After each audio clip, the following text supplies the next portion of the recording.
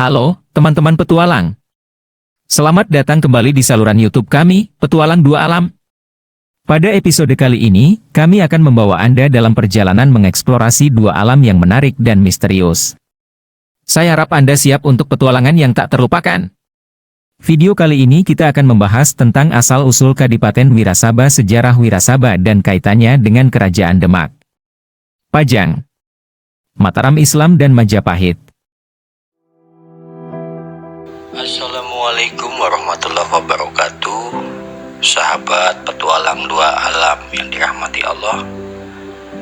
Sebelum saya mengulas tentang sejarah singkat Wirasaba di era Kerajaan Demak, Pajang, Mataram Islam dan pemerintah kolonial Belanda, jangan lupa klik tombol subscribe supaya tidak ketinggalan tentang informasi ataupun wawasan sejarah Nusantara dan juga tidak ketinggalan video terbarunya.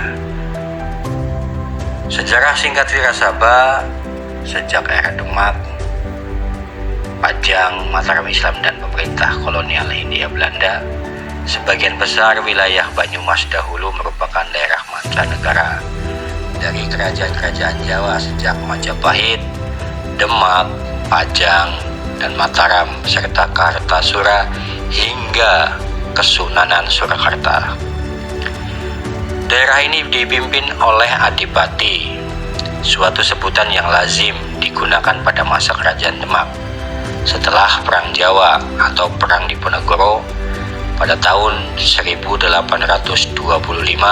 sampai dengan 1830. Kadipaten Banyumas dilepaskan dari kekuasaan Kesunanan Surakarta dan menjadi wilayah kekuasaan pemerintah kolonial Hindia Belanda pada tahun 1830. Sebelum Belanda masuk wilayah Banyumasan disebut sebagai daerah mancanegara kulon dengan rentang wilayah meliputi antara Bagelen atau sekarang masuk wilayah Purworejo sampai dengan wilayah Majenang, sekarang masuk wilayah Cilacap. Sejarah singkat Paguan Wirasaba. Pada zaman Majapahit, di daerah Banyumas sudah terdapat suatu pemerintahan yang dipimpin oleh Adipati atas daerah yang disebut Paguan. Adipati daerah Paguan yang kelak juga dikenal sebagai Wirasaba,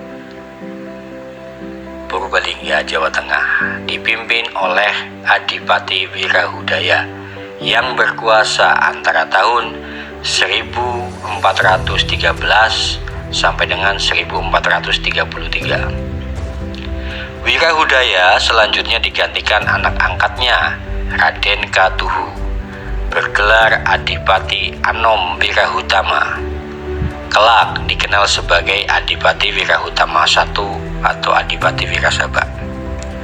Raden Katuhu adalah putra dari Raden Baribin yang menikah dengan Ratna Pamekas. Adipati Wirahutama oleh Raja Majapahit diizinkan oleh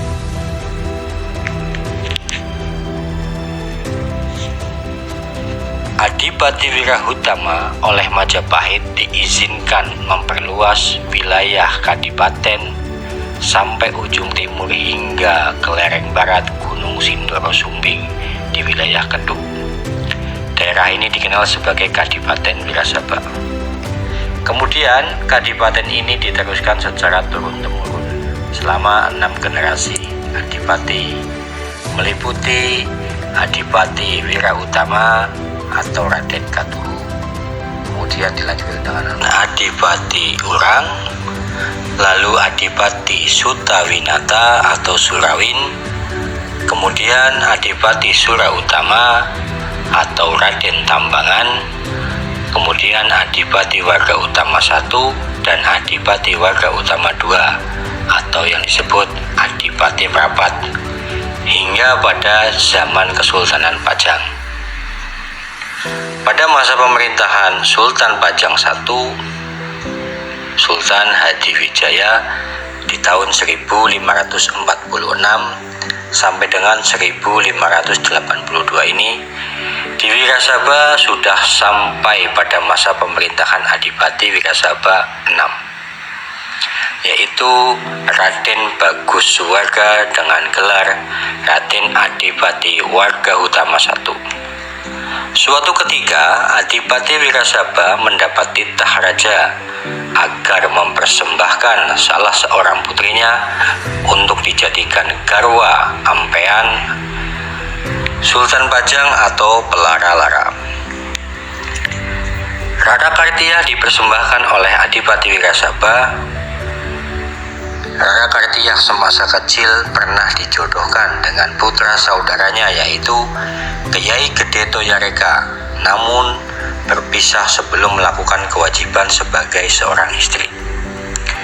Sultan Hadiwijaya sangat murka setelah menerima pengaduan Kyai Gede Toyareka yang juga merupakan adik warga utama. Selanjutnya diutuslah prajurit atau gandek untuk menyusul Adipati Wirasaba dan membunuhnya. Setelah Ki Gede Toyareka pergi dari Pajang, Sultan Hadiwijaya memanggil Roro Kartiah meminta penjelasan. Setelah mendengar pernyataan dari Roro Kartiah, Sultan Hadiwijaya dengan sangat menyesal akan tindakannya yang tanpa penelitian terlebih dahulu. Segeralah diperintahkan patihnya agar menyusul prajurit yang diutus membunuh Adipati Wirasaba agar dibatalkannya. Tidak lama utusan Sultan Pajang yang diutus untuk membunuh Adipati Wirasaba bertemu dengan Adipati Wirasaba. Ketika itu Adipati Wirasaba sedang makan di kediaman Kiai Bener. Beliau duduk di serambi rumah dekat lauk, nasi dan pindang angsa atau hewan banyak. Pada hari Sabtu Pahing, tidak lama kemudian utusan patih dari Sultan Pajang tiba dan melambaikan tangan. Isyarat tersebut disalahartikan oleh utusan pertama. Kemudian utusan pertama langsung menusukkan tombak ke dada Adipati Wirasaba. Setelah kematian Adipati Warga-Utama I, Sultan Pajang Hadiwijaya segera memanggil putra Adipati Warga-Utama I. Namun tidak ada yang berani berhadap atau tidak ada yang berani menghadap. Maka menantu Adipati yaitu Raden Djoko Kaiman, suami dari Raden Rara Kartimah, memberanikan diri untuk menghadap dengan menanggung segala apapun resikonya. Namun bukan amarah dan murka yang didapat, tetapi anugerah dijadikan Adipati dengan gelar Adipati Warga-Utama II. Selanjutnya, atas kemurahan Sultan Pajang, akhirnya Wirasaba dibagi menjadi 4, yaitu yang pertama, wilayah Banjar Pertambakan diberikan kepada Ngabei Wirayuda. Yang kedua, wilayah Merden Banjarnegara diberikan kepada Ngabei Wirakusuma. Wirasaba diberikan kepada Ngabei Wargawijaya. Wilayah Kejawar kemudian dikuasai Adipati Warga-Utama II.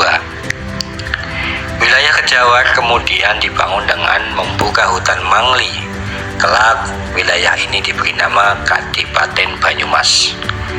Atas pembagian ini, maka Adipati Warga-Utama II juga bergelar sebagai Adipati Merapat.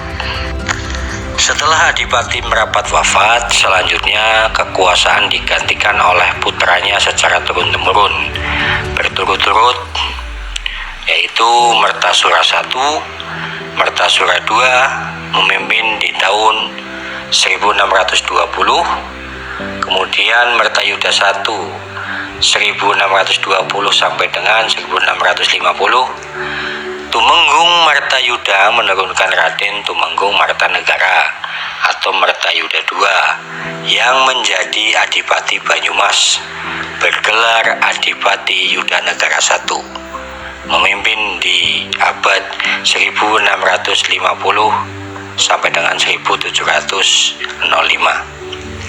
Kelak Adipati Yudanegara I dikenal sebagai Tumenggung Yudanegara Seda. Tumenggung Yudanegara Seda Masjid Pasca dihukum oleh Pakubuwono. Pengganti Yudanegara I adalah Tumenggung Suradipura. Beliau memimpin di tahun 1705 sampai dengan 1707. Pada pemerintahan Adipati Yudanegara II di tahun 1707 sampai dengan 1743, dipindahkanlah dari Kejawar ke tempat yang disebut Gegerduren dan mendirikan pendopo Si Panji pada tahun 1706. Pedukuhan yang bernama Gegerduren atau Punggung Durian karena tempat itu merupakan lembah yang diapit dua gunung yang berada di sebelah timur dusun Menganti, yaitu yang disebut sekarang Banyumas sekarang ini. Banyumas lama kini menjadi dusun Karangkamal. Kelak Adipati Yudanegara II dikenal sebagai Tumenggung Yudanegara Seda Pendapa. Yudanegara II digantikan oleh Tumenggung Reksa Praja di tahun 1742 sampai dengan 1749, Bagus Kuning. Selanjutnya menggantikan Reksa Praja dan bergelar Adipati Yudanegara III. Yudanegara III turut serta dalam Perang Mangkubumen di pihak Pakubuwono. Setelah perjanjian Giyanti di tahun 1755, Yudanegara III diangkat menjadi patih mendampingi Hamengkubuwono I dan bergelar Danureja. Yudanegara IV menggantikan posisi yang ditinggalkan Yudanegara III karena dicurigai akan memberontak Yudanegara IV, maka dipecat dari jabatan yang digantikan Tumenggung Toyakusuma dari Surakarta. Sumber lain juga menyebutkan Tejakusuma atau Tumenggung Kemong yang memerintah tahun 1780 sampai dengan 1788. Nasib yang sama juga dialami oleh Yudanegara V di tahun 1788 sampai dengan 1816. Yudanegara V dipecat oleh Pakubuwono IV atas tuntutan Raffles. Pasca pemecatan Yudanegara V, terjadi kekosongan kekuasaan di Kadipaten Banyumas. Hingga pada tahun 1816, pemerintah kolonial Hindia Belanda yang kembali menguasai Nusantara setelah pemerintahan transisi Inggris pada tahun 1816. Wilayah Banyumas dibagi menjadi dua, yaitu Kasepuhan Kanoman, Cakrawedana ditunjuk memimpin Kasepuhan dan Mertadireja memimpin Kanoman. Demikianlah sejarah singkat dan asal-usul Kadipaten Wirasaba. Semoga bisa menambah wawasan kita. Ikuti terus perjalanan kami menelusuri sejarah Nusantara dan tempat unik lainnya. Wassalamualaikum warahmatullahi wabarakatuh.